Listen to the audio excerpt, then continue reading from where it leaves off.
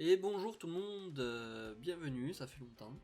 Excusez-moi, là j'ai eu le Covid entre temps, et d'ailleurs là je suis sur la fin du Covid, donc j'ai encore un peu mal à la gorge, mais bon, je me suis dit quand même qu'il faut se lancer, ça fait au moins 15 jours que j'ai pas fait un épisode, donc le voici. Donc aujourd'hui, dans l'atelier, où je prends beaucoup plus de plaisir que par rapport aux critiques sans spoil, parce que j'arrive à aller beaucoup plus dans le fond, je vais vous parler de ce qui me plaît pas dans les œuvres de fiction. Je vais essayer quand même de rentrer un peu plus en détail que les autres fois, et enfin, ces podcasts c'est un peu une façon pour moi aussi de progresser, d'être plus à l'aise à l'oral, et je trouve que c'est un très bon exercice auquel je m'amuse beaucoup, et d'ailleurs où les collectifs du podcasteur d'histoire à bulles et d'imaginaire m'aident beaucoup.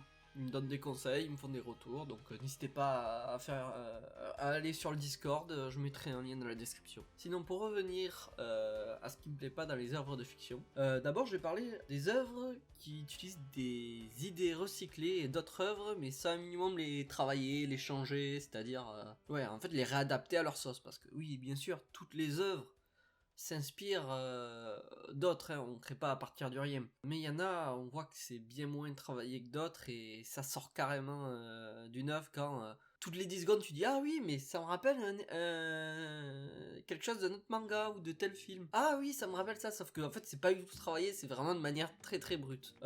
Pour citer les exemples, là j'en ai 3 de tête. C'est Jujutsu Kaisen, Black Clover et Kimetsu no Yaiba. Je vais mettre plus en détail, ces exemples vont me servir un peu plus. Donc pour Jujutsu Kaisen, on peut tout simplement citer, en fait, on dirait un mix entre du Bleach et du Naruto. Et voilà, il y a déjà, je crois qu'il s'appelle Gojo, je suis même pas sûr. Mais ça fait un moment que j'ai pas vu l'anime. Mais déjà, il y a le maître. Désolé, mais t'as fait Kakashi en fait.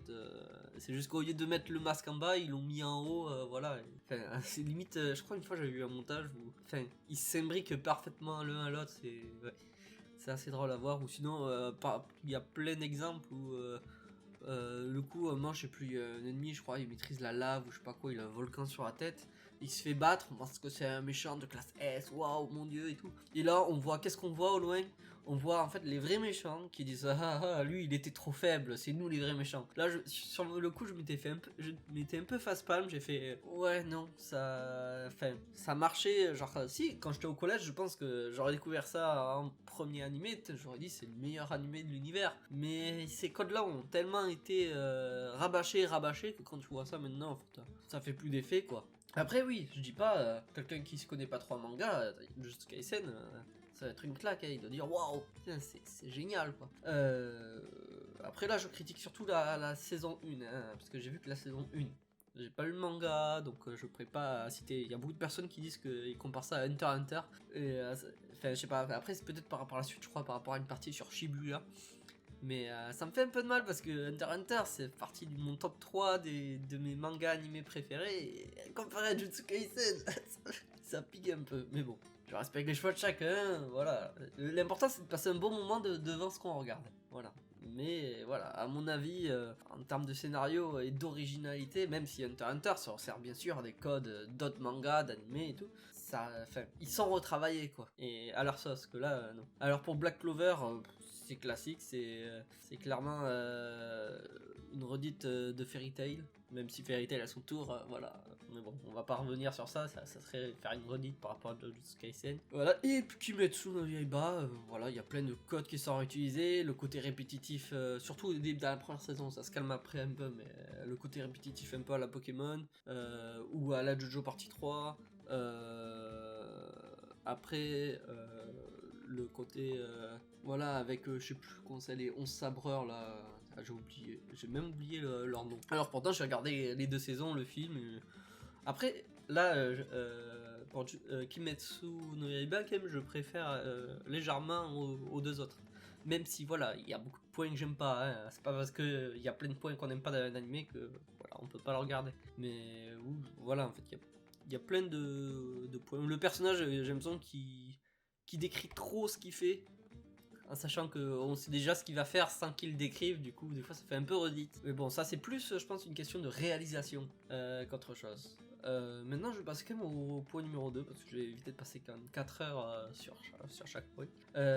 C'est les incohérences au niveau de l'univers. C'est-à-dire pour donner un exemple simple, dans la partie 5 et 6 de JoJo, les personnages principaux ont des pouvoirs. Genre à l'épisode 1, on nous présente, oui, il a tel pouvoir, il y en a un, je crois, il est capable de lire dans l'avenir, et l'autre, j'ai pu faire un truc, j'avais pas trop compris, c'était conceptuel et ça fait un moment que je l'avais pas vu. Et pof, l'épisode d'après, en fait, l'auteur il décide, non, finalement je vais pas lui mettre ce pouvoir. Mais une fois que c'est sorti, tu peux pas modifier comme ça, enfin, c'est... Moi ça me sort, ça veut dire que je me dis, en théorie, ouais, ce personnage, en fait, il va nous ressortir ce pouvoir s'il faut à la fin de la série, en fait, parce que c'est plus compliqué que ça et tout. Non, il y a rien, c'est juste l'auteur, il a décidé de reset, sans prévenir personne. Et je sais pas, je trouve ça pas maîtrisé, pas pro.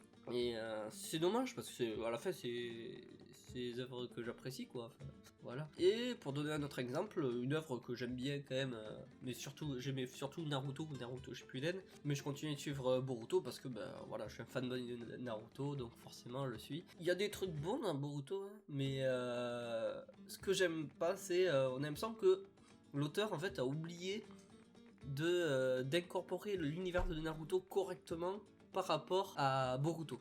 C'est-à-dire que il y a des personnages qui sont introduits, qui sont dans Naruto, et ils les transposent pas comme il faut.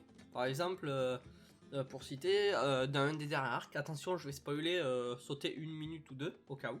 Dans l'un des derniers arcs, il y a un des, je sais plus, des méchants qui arrive.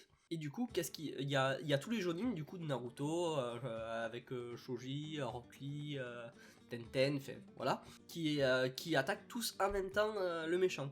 Et au lieu de faire un truc stratégique ou même juste full puissance, où on voit tous utiliser leurs meilleures techniques et tout, voilà, en essayant de temporiser, non, ils sautent tous en mode gros package, même Tenten qui par exemple attaque tout le temps à distance, elle se dit tiens je vais attaquer au corps à corps avec les autres groupés, mais non, et du coup en fait ils se font tous one shot à une fois, et tu dis mais non, là, dans la cohérence de l'univers t'aurais forcément eu, Rock Lee qui aurait au moins essayé d'ouvrir des portes, histoire de résister, enfin tu vois, d'esquiver ou de faire des choses, voilà, enfin, c'est navrant, mais bon.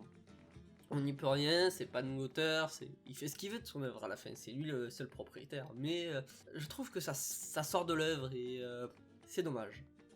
Voilà. Et après, en dernier point, je parlerai, c'est un petit point, mais là c'est vraiment chipotant. C'est les œuvres des fois qui font semblant d'être ce qu'ils ne sont pas. C'est-à-dire, euh, pour donner un exemple, je dirais Fate, où clairement, hein, c'est un animé, en fait, c'est juste. Ils veulent juste faire combattre des personnages entre eux et tout, et des fois j'ai l'impression qu'ils essaient d'insérer du lore là où il n'y a pas un être en fait, où on va voir Enfin, il en faut un minimum quand même, que du combat, ça serait bof, même on l'a vu, je crois, c'était dans Apocrypha, je sais plus, où il y a que du combat, et là où c'est moins bien. Mais il y a un juste équilibre où il y a des fois, dans certaines séries de Fate, où il y a 4 ou 5 épisodes où ils en font trop en fait, et ils essaient de rajouter du lore en essayant de faire interagir les personnages, voire un peu trop, et à la fin, vu que c'est pas ce qu'on vient chercher dans cette série, en tout cas moi c'est pas ce que je suis venu chercher dans cette série, ça me plaît pas.